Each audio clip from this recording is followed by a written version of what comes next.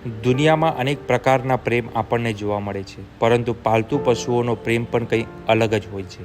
નવસારી શહેરમાં પૂર્ણા નદીના જે રુદ્ર સ્વરૂપને લઈને નીચાણવાળા વિસ્તારોમાં પાણી ભરાઈ ગયા હતા, ત્યારે શહેરમાં પૂરની સ્થિતિ વચ્ચે આ પાલતુ પશુઓના પ્રેમના દ્રશ્યો સામે આવ્યા છે.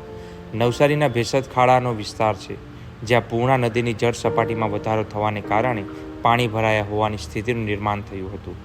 બીજા દિવસે આ જ પ્રકારની સ્થિતિ ભેસદખાડા વિસ્તારમાં જોવા મળી હતી. ઉપરવાસમાં પડી રહેલા સતત વરસાદને કારણે નવસારીની નદીઓના જળ સ્તરમાં વધારો થઈ રહ્યો છે, ત્યારે તંત્ર દ્વારા આ પ્રકારની પૂરની સ્થિતિમાં સમય સ્થળ છોડવા માટે લોકોને સૂચના આપવામાં આવી હતી. આવા સમયે નવસારીના ભેસદખાડા વિસ્તારમાં લોકોનો પશુ પ્રત્યેનો જે પ્રેમ છે તે ઉભરી આવ્યો હતો.